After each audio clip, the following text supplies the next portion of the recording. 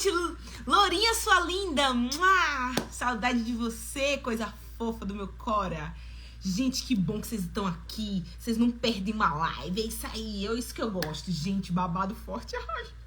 Gente, eu vou entrevistar hoje o produtor de um dos maiores e famosos animes aqui dos Estados Unidos. Produtor de Hollywood. Mas essa live vai ser bombástica hoje, tá? Tava aqui, vocês entraram, eu não vi que vocês entraram. Eu tava mandando aqui, ó, um oi pro povo, falando pro povo vir entrar, participar com a gente. Como é que vocês estão, meu povo? Gente, eu só tenho tempo de fazer essas lives na quarta-feira. É o seguinte, olha isso aqui, que coisa linda, maravilhosa. São exatamente 8h30 da noite aí no Brasil. E aqui só vai anoitecer daqui mais umas 2h30, mais ou menos. Porque agora aqui em Chicagoland, minha gente, já é verão. E como é verão, a gente só vai ter o sol lá para as 9h30 da noite, 10 horas da noite, anoitecendo. Essa live de hoje vai ser bombástica, tá? Vai ser muito top. Obrigado porque vocês estão aqui. Arivaldo, seja bem-vindo à nossa live. Compartilha aí pra gente, manda aí, porque hoje a live de hoje vai ser bombástica. Eu tenho uma coisa que eu queria compartilhar aqui com vocês, que é muito importante eu falar sobre isso, porque nas redes sociais a gente vê muito. Cadê o Guilherme? Deixa eu ver. Muito. As pessoas que têm Instagram, que têm Facebook. E aí, galera? E aí, todo mundo aí? Guilherme? Tudo jóia? Tô mandando abraço aqui. Um abraço para todo mundo. Eduarda, Cadinho, Lulu, meu filho. Como é que você tá, Lulu?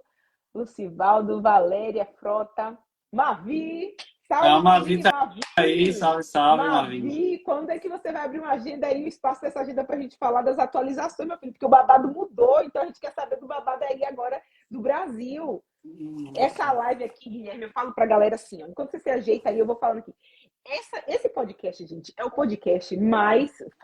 podcast brasileiro mais famoso de Chicago e Nova York. Você não vai encontrar um podcast de língua portuguesa que fale também inglês e espanhol como o nosso. Agora tem uma coisa, Guilherme, que eu tava falando com o pessoal antes de você entrar. A galera do Brasil, nós somos brasileiros, a gente pode dizer isso. A gente sabe que na nossa cultura é muito comum a questão da valorização da imagem. A pessoa tem que ter imagem, tudo é muito visual. O nosso convidado já está aqui. Yudai Chiba. Seja bem-vindo. Welcome. Pronuncia o nome dele? Chiba. Chiba. Não é Chiba não, viu, gente? Não é Chiba, é Chiba. Hey, how's it going, man? Hi, how's it going? Hello, nice to meet you. Nice to meet you. Welcome. So, we're going to switch to English now. We're just doing a little intro for our Portuguese guests. Sorry. But we want to welcome you guys to to Artificial Hearts podcast, the official podcast of Artificial Hearts LLC. It's a pleasure to be here with you. Just want to introduce you to my co-host, Kezia Damas Gomes, who also co-founded this company with me. Her husband's a really good friend of mine, so when I proposed the project to him, he's like, "Yeah, I don't really do much hosting, but my wife does. She has a podcast," and that's kind of how it started. But we're really glad to have you here, and maybe just good to be here. Thank you, and introduce yourself a little bit to our fans, our viewers. Let's explain it because my platform is 80% about the people it's watching today is Brazilian and then speaking Portuguese, and then let me introduce in Portuguese too. Guys, pessoal, esse é nosso convidado, um super produtor, top das galáxias, que a gente vai falar sobre anime japonês, e ele é não só produtor, tanto aqui nos Estados Unidos, como também no Japão, produziu os maiores animes aí famosos no mundo. E ele vai estar aqui disponível para você poder mandar sua pergunta. Eu vou fazer esse meio de campo entre inglês e português e a gente vai poder ir dialogando, tá? Então, ajuda a gente a compartilhar aqui geral. Coloca o dedinho aí, o aviãozinho, para que a galera possa assistir. E se você não conseguir assistir aqui, você vai poder depois assistir no YouTube. I talk for my followers. It's important to share this live because this is content. This is very important for us, for the foundation, the fan base. And then introduce yourself now, because my followers excited know about you. Sure. No, thank you for the introduction. My name is Yudai Chiba.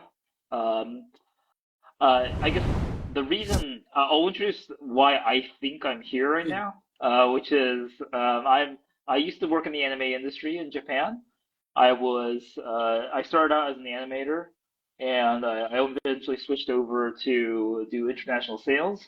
So yeah, I've been away from the industry for a while now, but I did a lot of different jobs in the industry, and so I'm looking forward to being able to share a little bit about that.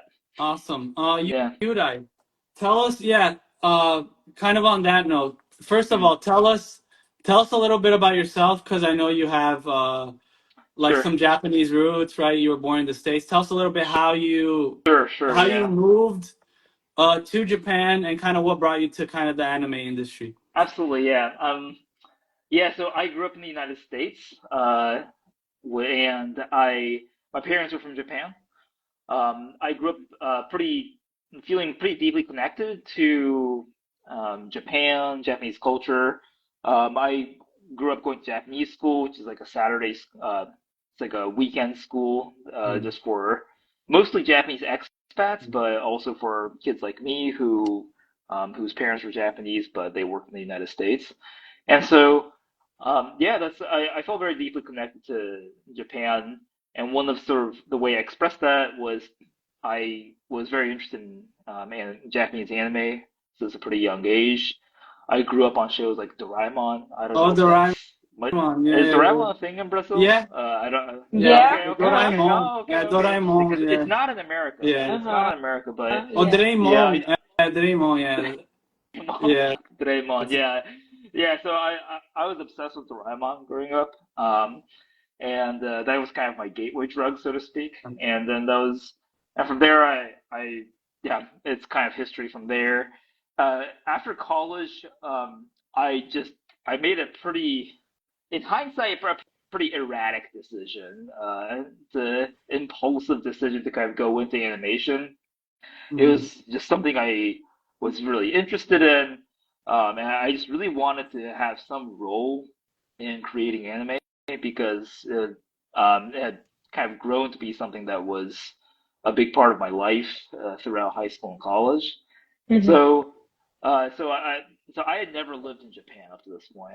I spoke Japanese language pretty um, fluently, but you and were born I in the then U.S., right? Just to clarify, sorry, what? You you were born in the born? That's States, right. I was right? born in the Oh, States, okay, born and raised in the States. in the States, okay. So yeah, I was in But America your for. mind keep your Mhm. motherhood language, right? Japanese language is in That's your right. That's home. right. Yeah, I Mm-hmm. spoke Japanese with my parents, Uh-huh. and like as I mentioned earlier, A I Japanese went to school. a Japanese school once a week, and Mm-hmm. so that was how I learned Japanese language.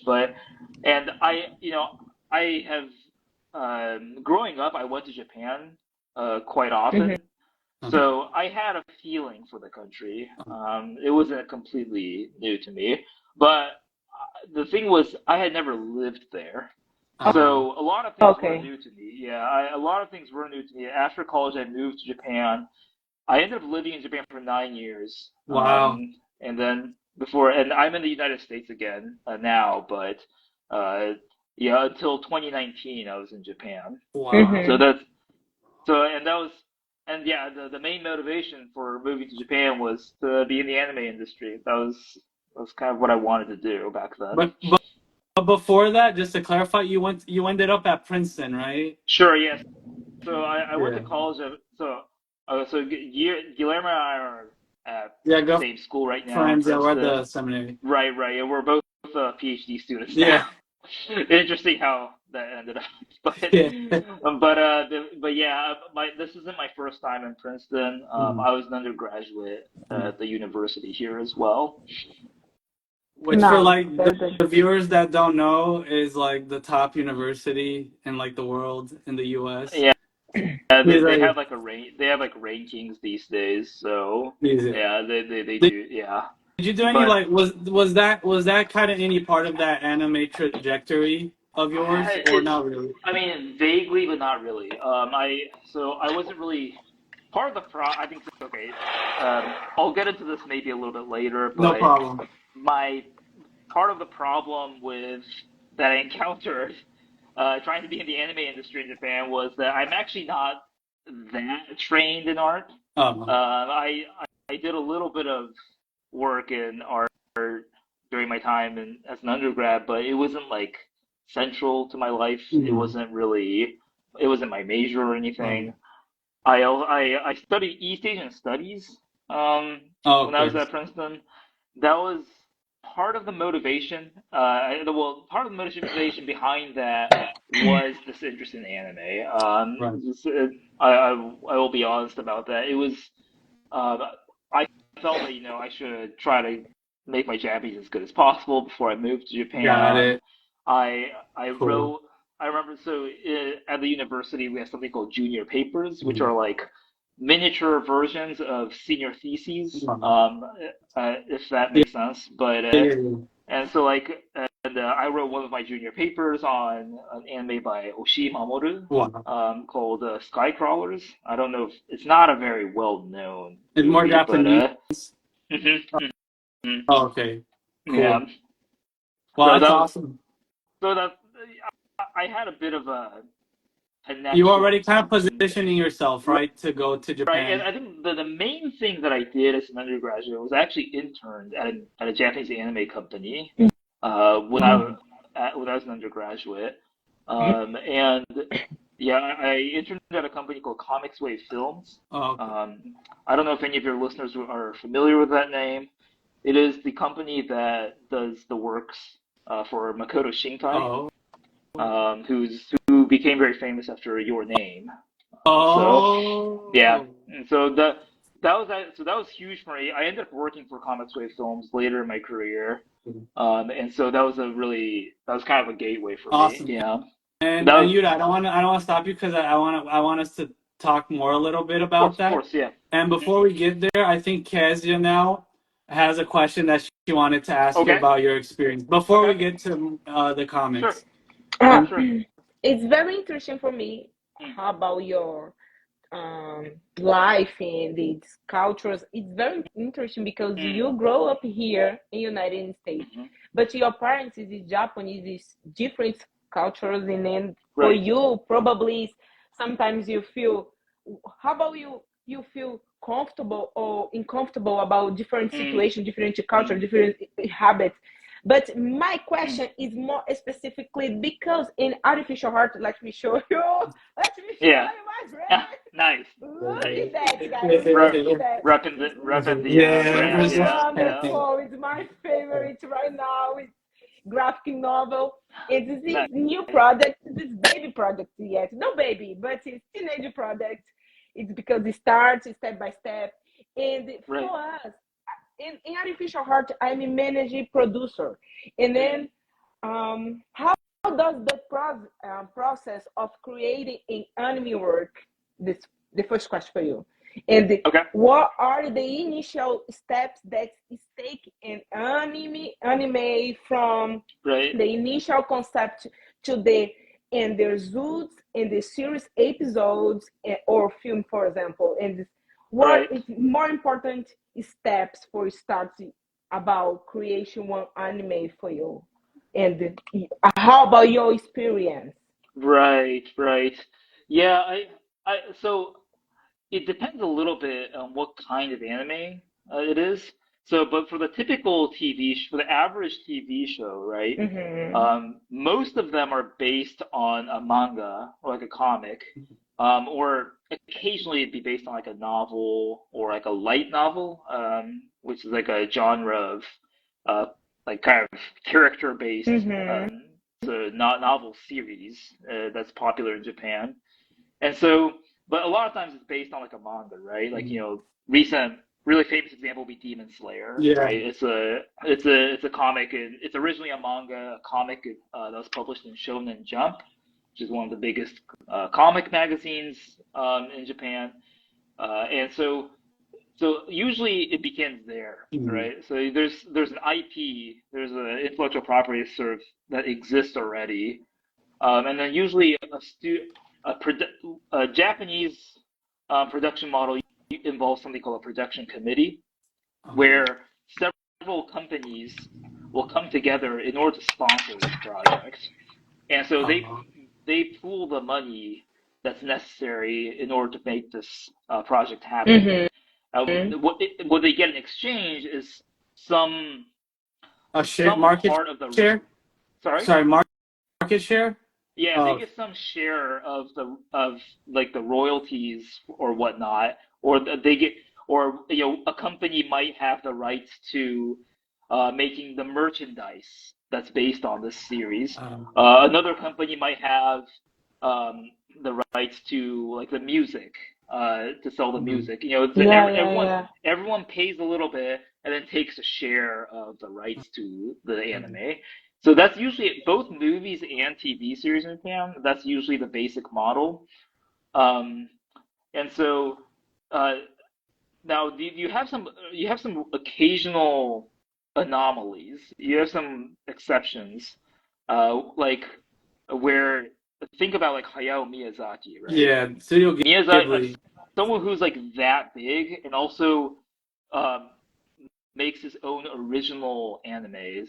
Has a slightly different process, right? Because then at that point, what's usually happening is someone like Miyazaki or his main producer, Toshio Suzuki, would pitch an idea. They would pitch an idea or a project to, again, it would still be like a production committee model, but their studio is closely affiliated with a publisher called Tokuma Shoten. And so a lot of times what ends up happening is they pitch their ideas to this publisher, and I think, and I'm not 100% sure on how it works exactly, but then they would form a committee around this movie, and then it gets the red light to go. So, sorry, rather green light. I don't know why I said red light. The green light to get produced. So there are a few different patterns. And like Makoto Shinkai's works are also tend to be original. The director is also the writer and is also the sort of the author of the original story. And and they do have production committees, but those committees tend to be smaller than the ones that you would see for like what do you call it? like a big TV series. And so there are a few different ways of going about like it. A Cowboy Bebop, like a Cowboy Bebop level. Bebop's a pretty. I think they follow a pretty classic model. I don't know exactly who's on their production committee, but it's I think the typical model. You have several different companies that come in to pitch come in and get a share. And pool their money, and each company takes their has the rights to some aspect of the show. Yeah. Wow, awesome. Yeah. Wow, that's really cool. So you recently arrived to Japan, like 14 years ago. Sure, yeah. And I mean, you know the language, so it's not that, and your family's Japanese, so it's not that unfamiliar. Right. What were some of the challenges that you experienced, not necessarily with the culture, but working with an anime production company? What are kind of like the deadlines, what's like the day-to-day life of an animator at a Japanese company? This question is important for us because it's important for us. We are in this place. It's important to understand what is cheap you give us for make you one position in the marketing, because it's we make one good pitch for introducing for different producer, but how about your experience about this situation? What tip you give for us? For example, Guilherme, Keze, you need this. Yeah. This is important for, you know what I mean? Yeah, I guess she wants to know, like, what are you signing up for? I understand. I have to admit, like, every market is different, right? And so the Japanese market, I think, will be different a little bit from how the Brazilian market works. So I don't know how much I can speak to that. I will say, like, you know, in my own experience, right, there are a lot of there are challenges in the industry that are both that affect me on a personal level, and there are challenges that are more a characteristic of the industry as a whole. So let's start with like the industry as a whole. the anime industry, so some of the challenges is it notoriously doesn't have much money to pay for its creators. Interesting. Really? So everybody's broke. I'm sure a lot of your listeners are familiar with this. I mean, just because it's a very famous kind of stereotype, right? Mm-hmm. Yeah, I mean, so when I started as an animator, so most animators in Japan, in Tokyo, working in Tokyo at least, are freelance on some level. They're either freelance or they have like very few people are full-time employees of a studio. And so they have different kinds of contracts. And so my contract was that I would get paid per drawing that I did. So I don't know. So your viewers might know this better. Japanese animation still mostly follows a form of animation called classical animation, which is kind of like sort of like Dragon Ball Z. Yeah, Dragon Ball Z, like it's my paper on favorite ever. I mean, who doesn't like Dragon Ball, right? So like it's like Naruto. Of course. Basically, it's 2D, two-dimensional, like pencil on paper and the kind of drawing, right? And so, basically, there are two main steps in the animation portion. The first is called keyframing, and the second is called in-betweening or tweening. Wow. And so keyframing is when you draw the most basic motions in an animation. So for example, a really typical example that I can kind of show you really quickly is when someone's head turns, at least classically, right? Yeah. The keyframe is here and here. Right? Oh, it's just like a 90-degree like turn. Front and side, and like mugshot, and sideways. Right, yeah, exactly. Yeah. And so, but then obviously that's not a smooth motion, right? If you saw on TV this, like it's just like a jerky motion, right? And so you have to smooth that out. And the job of smoothing that out typically falls to the in-between animators. Now, and that was your job. That was my job, right? Exactly. To make it smooth and look good. Exactly. Now these days it's a little different just because the keyframers have a lot more control and they draw a lot more. So instead of being here and here, the keyframes can be here, here, here, and here. But like, I mean, I'm just telling you sort of how it works basically. And I was an in-between animator. Okay, that's kind of the context of this. I was never a keyframer. And so in-between animation, so I was paid by the drawing, and the amount that I got paid ranged somewhere between 130 yen, I think, to around 200, a little bit over 200. I think the most I got paid was maybe 300 yen, and that's like a lot. Is that like $300? Very, very high. No. That's like, I mean, the exchange rate is so bad these days. What can I say? But it's like $3, right? Oh, $3. Yeah. Basically, so think about this. It's like sorry, I don't have a good conversion. That's fine, but yeah, it's basically not a lot. Like minimum. So think about this. You get like $1 bill for every drawing you get for every drawing. What? You do. It's kind of the idea. Yeah. And so sometimes that's not bad. Are there benefits? Like insurance? No benefits. Zero benefits. No. Zero benefits. Because you're not a full-time employee. Oh my wow. So there's zero benefits, no insurance, no nothing. And so basically, so you're like a stereotypical like bohemian artist.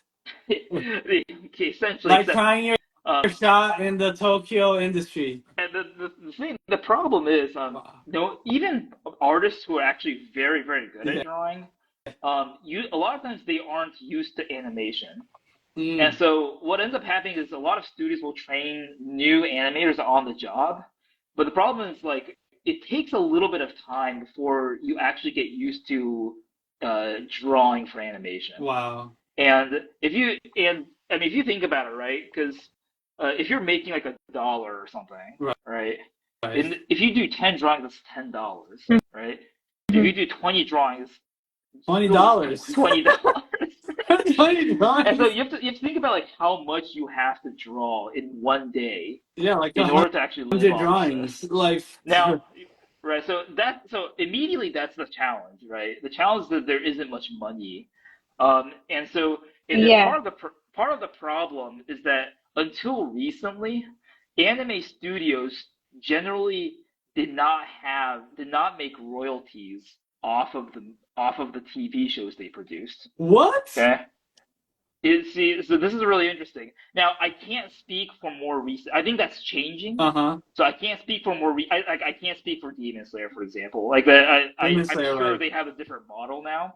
Mm-hmm. But when I started in the industry, the model was still an anime production company gets paid a lump sum by the initiating company, which is usually a publishing company, right? Because they're the ones who have the rights to the manga. The manga, that right, the right, anime right, is based in. Yeah. So they will pay a lump sum to the studio, like a one-time payment, or maybe it's divided into 2 or 3 payments, but like basically a lump sum in order to produce the anime. But no matter how well that anime sells, whether it's in like I don't know, streaming, DVD sales, or DVD, Blu-ray, whatever, you know, Right. like some people still buy them, right? Like in Japan and Germany, they still buy them. Here So like, too. yeah. Oh, okay, they do still buy them for more. Okay, but Yeah. anyways, Yeah. so anyways, so basically, no matter how well it sells, they never got much money off it. So that was part of the problem in the business model. Now, like I said, I think that's changing recently. So that's maybe the situation is a little bit different now. But classically speaking, studios never had much money to pay their animators. And so that's sort of the immediate challenge is how do you make a living off of this? Yeah. So not to cut you off on that, like if it's fine, so bad, if it's that bad, what motivates them to produce so much content? Is it just the drive to create really cool animation that they want to watch? I mean, to be totally honest, I think that's it. Oh, really? It's just it's really kind of like what we're doing here. Is just this obsession to make this thing happen because I want to watch it. To be totally honest, it's considered sort of an occupation of passion. You know, it's a job of passion, driven by passion, and so like people, I think the animators that are successful that I have met are usually extremely passionate about the art, the craft of animation, or they're just good at it. Right? It's like it's hard for them to imagine doing anything other than drawing. You know, I mean, I met a couple of animators from Studio Trigger recently, another very famous studio, right? You know, what are they famous for? They do Delicious in Dungeon right now. A little while back they did Cyberpunk. Cyberpunk, yeah. Oh, Cyberpunk Edge Runners. Edge Runners. Oh, sick. Trigger. That's awesome. Among a bunch of other things, right? And so my question is about exactly this, but in your perspective, how does one company select one project to produce, for example? Or that's a good question. The criteria? Yeah, how are the criteria? You know, I think it depends. That's a good question. I think it depends on the company, honestly. Okay. So I can only speak to the company. Your company, for. The one you worked with. So a lot of times, towards the end of my career in the industry, I worked for a company that was associated with Makoto Shinkai, right? So they had their own priorities. For example, like Makoto Shinkai is their priority, right? Which makes sense, right? I mean, he's like their big name director, right? And then that's the director for your name, right? That's the director of your name. Suzume no Tojimari. How about criteria? Criteria is like so. I mean, honestly, we live in the capitalist system, right? So like a really big criteria is how much money can you make off of it. You know, like obviously, right? Exactly. This we talking about.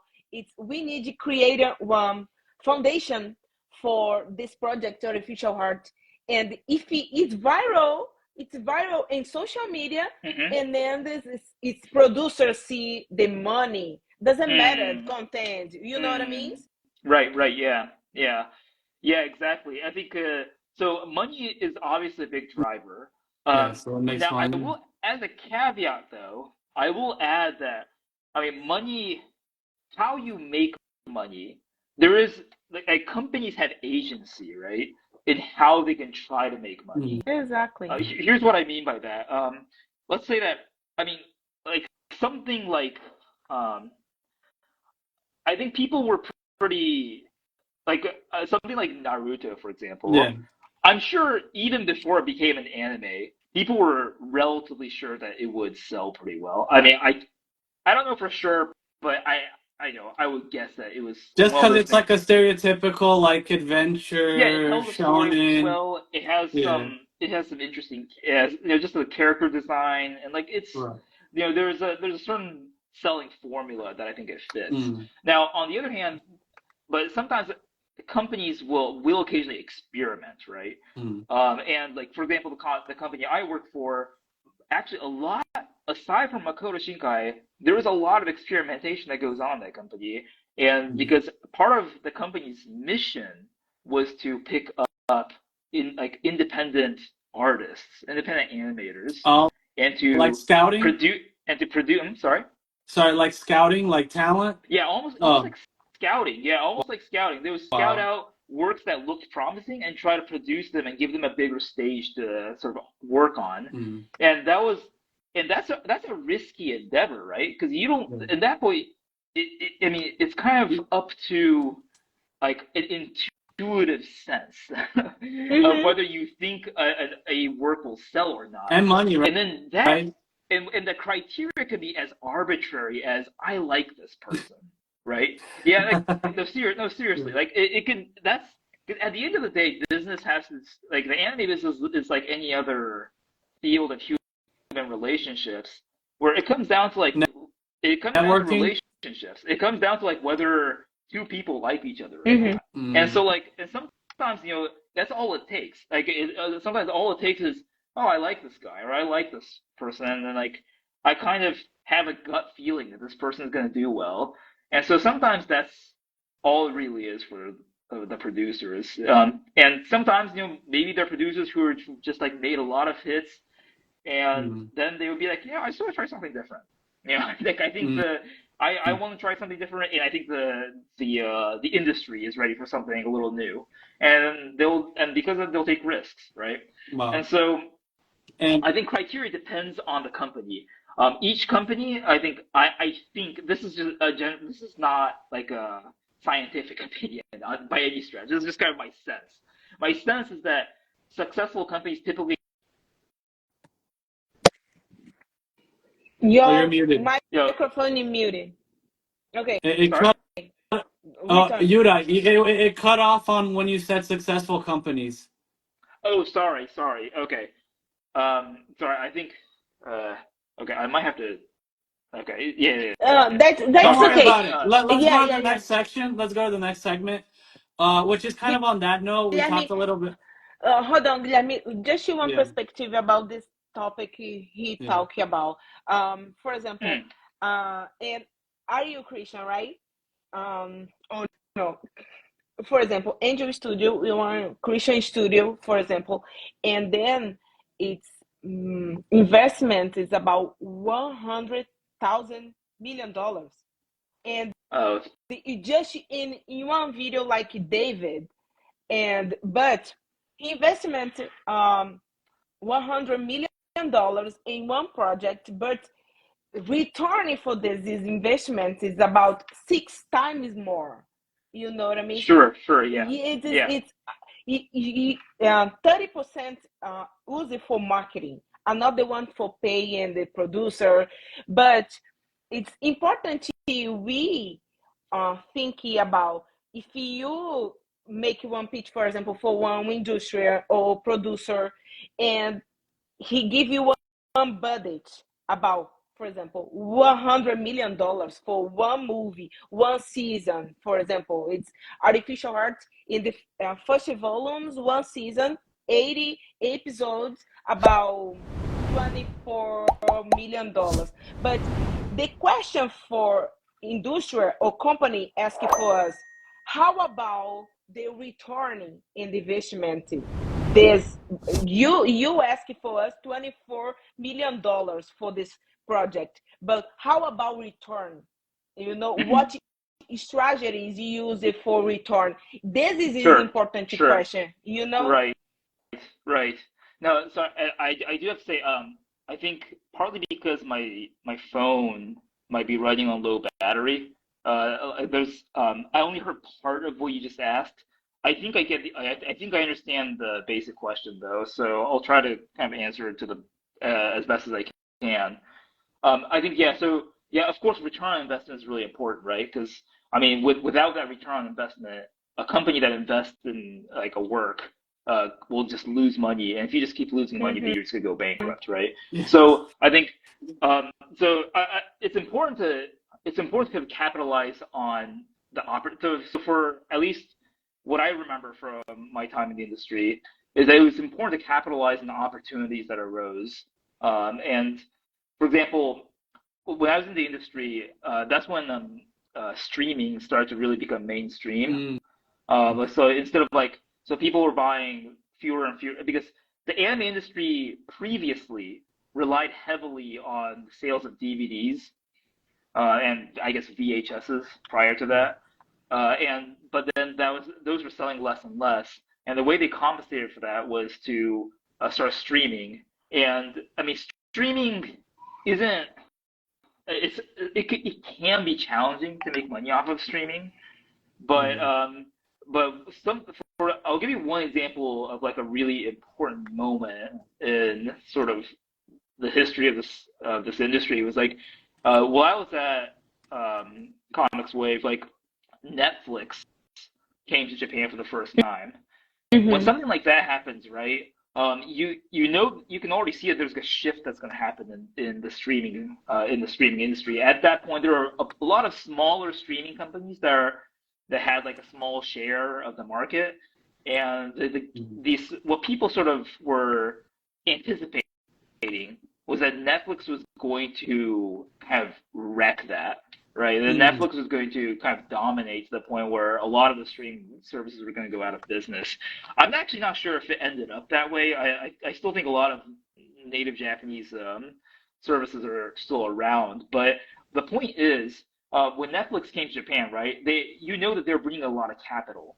Yeah. And so part of the question that we were asking ourselves is like, how do we best kind of how do we offer something to Netflix that in a way that like they want, and also would give us a good opportunity not only to monetize our most famous works, but also to like kind of leverage the more famous works in order for them to take some of our lesser known works. So like a lot of times, I mentioned risk involved in like picking up someone new. I mean, that risk is real. Like if I remember correctly, like there were a good number of animes that we produced that had not paid for themselves, right? And so so you use every opportunity. So basically, at least our philosophy was that we use every opportunity we can get in order to kind of lessen sort of the red ink, right? And in fact, during my time there was a very short OVA. I don't know if this term is still familiar to you, like an original video animation that actually was produced quite a while ago. I think maybe early 2000s.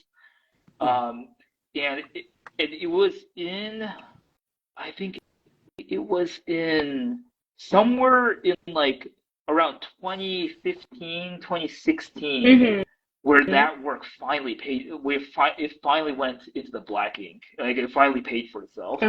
And so and so that I think there's a complex reason for that. But the point being, like sometimes you just kind of have to play the long game and just to continue to sell. There are a lot of different outlets to sell a work, right? You sell the rights to airlines, for example, so they have content to show on their for in-flight, viewing or whatever. You sell. I mean, it's not just about the initial for movies, for example. It's not just about the initial box office is arguably the most important, but it's not the only thing, right? There's a life. It has a life in streaming, it has a life in DVDs, it has a life on airlines, it has a life. And maybe there's some potential for it becoming made into a product. And so basically, you try to publicize this in ways that seem reasonable. I understand you. It's about how expert is you about creating one system, about one branding, for example. Not just one movie, but one movie and merchandising and it's games and toys for kids. And it's how about your field expert when they create one project, you know what I mean? And then artificial art has this proposal, not just one movie, one book, one graphic novel, or one email or manga for the fans, but how about a system and around this project, you know? Yeah, I don't have much experience in that. Like, I haven't been involved, for example, in like sort of these bigger franchises, like, you know, in Japan, it would be like Gundam, or Gundam, or even like Demon Slayer, right? These sort of bigger, these bigger franchises that are almost by their which branch out into multimedia, like a multimedia like phenomenon, like pretty quickly. Like that's not. I mean, it just happens that the companies I work for, that wasn't really the main thing that they did. So I don't know. My knowledge on how to actually create that is a little bit limited. So I'm not sure how much I can speak to that. Well, let's talk a little bit about your experience. You know, kind of as we wrap up the final segment, and we want to thank you again, Yudai, for being willing. It was really great having you, hearing you tell us a little bit more about how kind of the market works in Japan, about anime. And I kind of wanted this final section to transition a little bit about kind of your passion about anime, and like you left, right, this like very good kind of very very prestigious university. You're at Princeton, and you go to kind of experience as an artist in Tokyo with kind of all those conditions that you said. And I think kind of something you said, it's a very passionate industry, and it seems like you were probably very much motivated by that. And what were some of like the really kind of cool projects that you worked on and that kind of made it worth the sacrifice and the getting paid $1 a drawing? Yeah. Right. Yeah, I mean there are a number of ones that I remember. Or the ones that maybe the audience here in like the outside of Japan will be familiar with. Yeah, like the cool ones.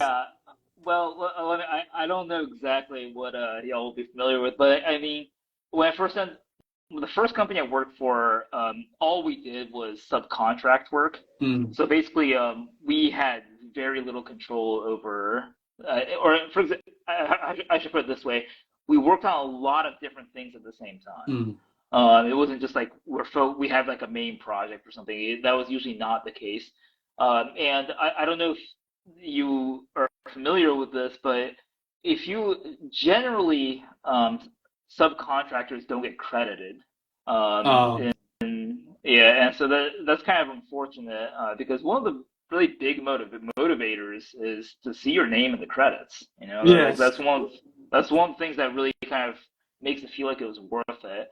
And so early on in my career, the only thing I was actually credited in was an episode of an anime called Kuroko's Basketball. Oh, I think I know. I don't know if that's familiar to you. Yeah, it's just sort of fanciful. It's another Shonen Jump manga, I believe, originally, and that was so. I mean, that was cool, right? Because I think my company was we took on the bulk of the in-between animation, so that's why they credited us in that. So something like that's a really big motivator. That's something I carried over into my time at sales too, because the one thing I really, I mean, there are a lot of kind of feelings I have about this industry, but one of the things that I liked about my company later on was that they took good care of the creative staff. And there was an anime that we were producing that was based on one of Makoto Shinkai's earlier works. And, when we're selling it to a really big streaming company that I'll leave unnamed, they kind of demanded that it was kind of a short anime. It's like 15 minutes an episode, and usually it's 30 minutes, right? It was a 15-minute per episode, and they kind of demanded that we that because they didn't have 15-minute episodes on their show. Spoiler alert, they do now, but back then they didn't. Back then they didn't. They said that we had to consolidate the episodes, but also not only did they say we had to consolidate the episode, they had told us we had to cut out the credits that were at the end of each episode, and that was something I kind of made a point of fighting, just because. To get your name, like the credit. Yeah. Oh, sorry. Right. No, you said you made a point of fighting, like to get credit. To leave the credits in, and so ultimately, they let us stream the 15-minute episodes. But I mean, just to make the point that, like, having your name in the credits, it's like, sure, I mean, animators and like background artists and all these staff members, they get credited in all kinds of stuff, right? So it's not like every single one is that important at the end of the day, but still, it's sometimes important to get that recognition for like all the work you put in, right? Get recognition, and it was a work that it wasn't a direct Shinkai work, but it's still associated with Makoto Shinkai, so it means something, right? Yeah. As like part of the industry, so. And maybe some of the animators or some of the artists are kind of newer. Maybe they don't have as much experience, as much credit to their name, and so like I thought that was important. And so that's something that I found to be a pretty big motivator, was to see your name. And so so Kuroko's Basketball was one. Another one that no one will know this. I grew up on the mangas written by Rumiko Takahashi, pretty famous for Inuyasha. Inuyasha? Yeah. Oh, with the girl with the white hair? Well, it's a guy with white hair. The guy with the white hair. But yeah. And so like, and one for early works is called Urusei Yatsura. I don't actually know if it's translated, but you worked with that person?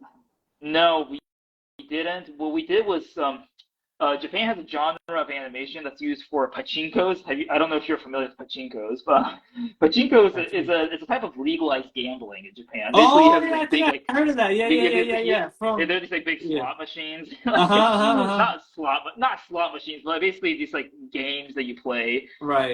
That are very probabilistic. And then anyway, and they spit out these little like metal balls. And if you basically the number of these little metal balls, you can convert them to.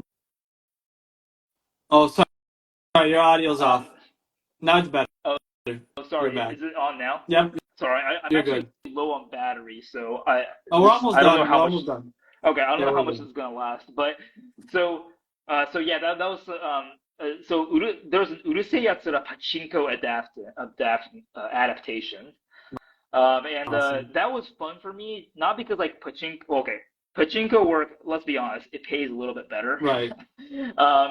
I mean, morally, it's not the most the most motivating, but it practically does pay a little bit better. And secondly, like I got to draw the characters that were originally designed by Rumiko Takahashi, which I just really like her artwork. It was something I was used to seeing, so that was really cool. And then I think the big one that I did was Your Name? one of Shinkai's. Your Name? No, I didn't. So I did The Garden of Words. The Garden of Words. I did do animation for a movie called The Garden of Words. It was from 2013, I think. It's 2013. It's like 40. It's like a short movie, 45 minutes. And then the last thing I ever did in the industry was I helped with the English subtitles for Your Name. Oh yeah, how was that?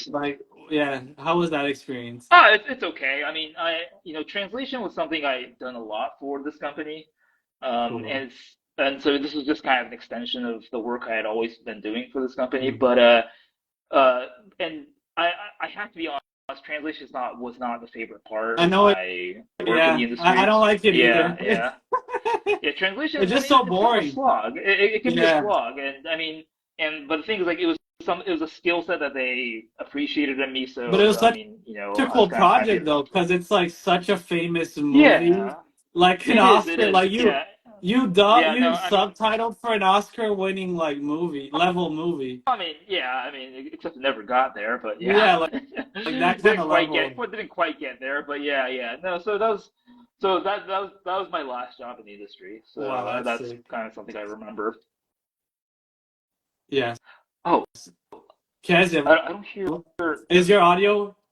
Sorry, I can't it's hear the audio. my question for you. It's exactly about this. Are you American, but you have influence about the Japanese cultures? We have been anime become very popular in dominating the industry in the US. And in your opinion, how does Japanese cultures, traditions, and the cultural elements impact the stories? Because it is very important. It's making more common. It's industry, Japanese cultures introduced here in the United States. But how about your feel about this? Is different cultures is sometimes when you make it translator and this Japanese from US is different because it's for example voice tones is different, its cultures is different, its habits is different. It's for you, how you feel about this is because in industry it's US industry thinking just in money. It's Sure. we'll know. But how about you make it balancing between both culture? I guess the question, Yudai, is on like, if I understand Kezia, just to maybe clarify. I mean, maybe just to specify a little bit more. Go ahead. Yeah, how does kind of Japanese culture translate into the anime, and how does that kind of affect the way it's distributed internationally? It's because it's probably for me, in my perspective, it's Japanese cultures is different habits about US cultures. You know But what it's I mean? still successful in the US, even though it's different. I see. That's an interesting question. That's a very deep question, actually. I have to think about that a little bit more. We'll do it on the next episode. I mean, there's some superficial responses that I can offer, and that's first of all, like Japanese. How does Japanese it's difficult for you? Culture translate? Yeah, it's difficult for you. You feel difficult. Do I feel good about it? No, is it? Do you face any challenge to like translate the culture? No, translated, but it is about different habits. For example, Japanese is different habits about US. It's difficult for you. It's challenging for you. It's not just a translator, but it's thinking about in America thoughts and this Japanese. You know what I mean? No, it is. For me personally, like something that is challenging, and like I think that this was kind of really pronounced for me when I came back to the United States. I came back to the United States in 2019, and honestly, I experienced reverse culture shock because I felt like I didn't know how to talk to Americans anymore, and so that was definitely like that's real, right? Oh, really? Wow. Right. Yeah. Absolutely. So culturally speaking, that was part of my experience. Was like, like to really adapt to Japan, right? You have to kind of really. I felt a lot of pressure to really think like Japanese people, to at least like understand, kind of what the cultural, not just what the cultural norms are, but also, it's like what's important to people, what kind of value systems they have, what things mean to people, right? Like, what does it mean to be like late to a meeting, right, in Japan as opposed versus America?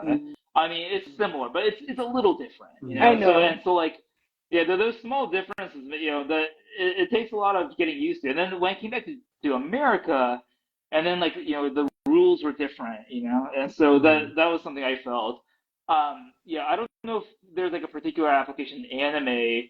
It is interesting though to see like on the way, anime is successful in America, but like not every single one, right? Yeah. Like I mentioned earlier, like Doraemon it doesn't have a presence in America. They've tried a few times. They've tried to market in America a few times, but it's Doraemon is like it's just it just kind of shows daily life of a kid in Japan, and that's just not. It's hard to understand like why that's interesting, And Doraemon's a little bit better just because it has like a bit of a sci-fi element. It's kind of humorous, but what's considered the most like national anime in Japan is actually called Sazae-san. Sazae-san is like it's on like at I can't remember what time, like 6 or 7 p.m. Everybody watches it, right? And it's like it's episodic. It's been going forever. It's been going for decades. It started out as like a newspaper comic strip. I think it's a newspaper, but it started out as a comic strip, and that's even older. So this goes back to like I don't know, like I can't remember exactly when, but like post World War II, right? It's an old sort of IP. It's a very old IP, but the fact that it's very much still appreciated. It's part of Japanese culture, and yet I think it doesn't really get outside of Japan, right? Just because it's so specific to Japan, and so it just depicts like the life, sort of the humorous life of a family in Japan, and that's just not. And that alone, I think it just doesn't translate very well. Awesome. So I think there's like Yudai. Go ahead. Sorry, finish, please. Sorry. I interrupted. I was going to add that I think the animes that are successful overseas have some component that have several components that resonate with like non-Japanese audiences. Yeah. I mean, kind of like Cowboy Bebop is like more Western and blues. Exactly. Yeah, I mean, Cowboy Bebop, right? It's like kind of. It's very much it's very much sort of this sort of confluence of sci-fi and blues, sort jazz, spaghetti cowboys. westerns. Yeah, it's like very American. And then it combines jazz with that. I mean, it's extremely Western. It's just that the combination is kind of unique, and the execution just happened to be like just something that really resonated with Western audiences. So, awesome. Yudai, thank you again. And our final question is, what are some anime that you're really excited about, that you've been watching, that you recommend to our audience? Or any that you're like expecting to watch? This is not a good question for me right now. Because I'm pretty behind right now. I know you're studying a lot. But I'm behind in my anime knowledge, so but I will throw. I mean, I'm sure a lot of people watch Delicious in Dungeon. I will throw that out there just because I think it's kind of like a carefree show to watch. Also, just kind of plugging my friends at Studio Trigger. I do recommend that. Yeah, but otherwise, I'm sure your audience might know better than me. I'm not sure what else. No, man, we really appreciate you coming on the platform on such short notice and sharing, being open to share about your experience in the industry in Japan. And we thank you from the bottom of our hearts, our genuine hearts, not our artificial hearts. No pun intended. But anyway, man, thank you so much, brother, for coming here. It was a pleasure having you, and you're welcome again.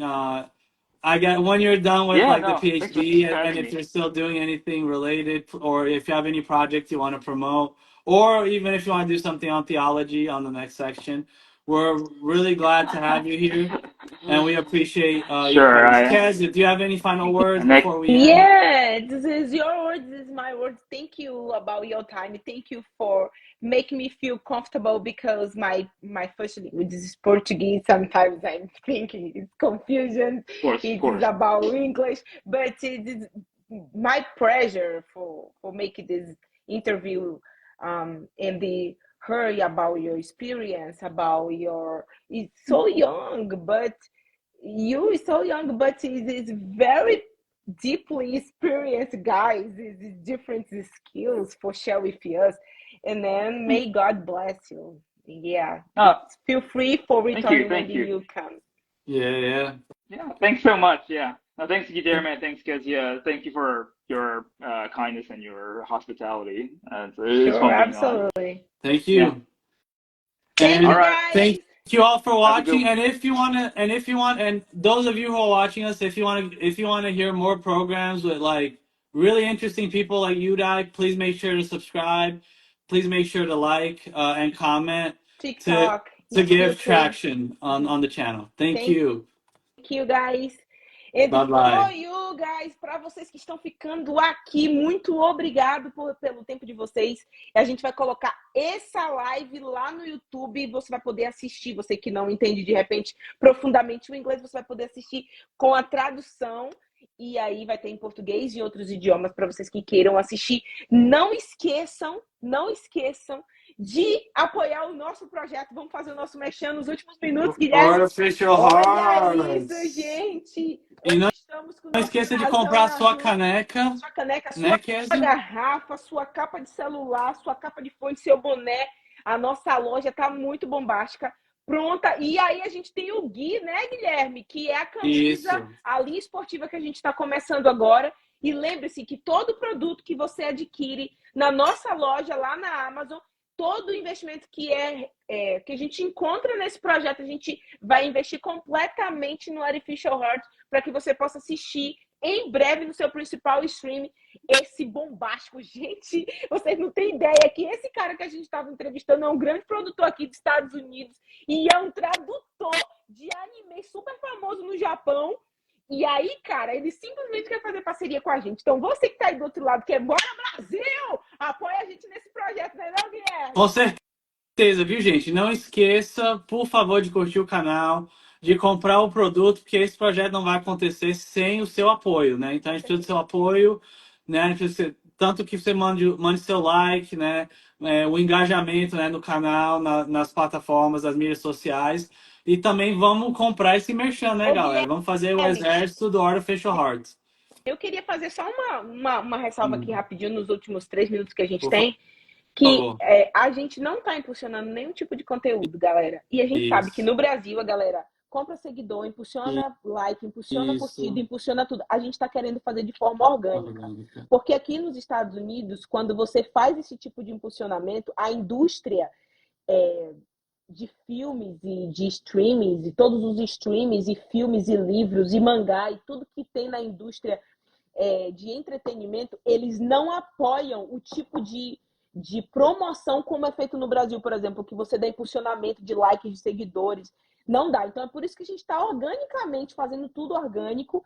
É difícil, é desafiador. Não é difícil, mas é desafiador, porque a gente tem que ir no gogó, ir jogando, ir aceitando. E é isso que a gente usa para ir fazer o encantamento da galera que está a fim de promover esse tipo de material. A gente fez uma reunião há pouco tempo com simplesmente os diretores da Nickelodeon, tá? Eles estão interessados no nosso projeto. Orem por nós, torçam por nós e em breve você vai poder assistir no seu stream. Diga aí, Guilherme, se não é verdade. Vamos, galera. Não, é verdade e vai depender de você, galera. Juntos vamos mais longe. Somos mais fortes, né? Somos mais... Juntos vamos mais... Sozinhos vamos mais rápido, juntos vamos mais longe. Mais fortes, isso mesmo. Valeu, galera. Abraço. Viu, gente? Obrigado aí novamente por assistir aqui no canal. Não esqueça de seguir, né? Mande seu like, por favor, né? E mostre seu apoio com o Merchan. Abraço. Um abraço, fiquem com Deus e até a próxima semana com a nossa próxima live. Tchau. Tchau.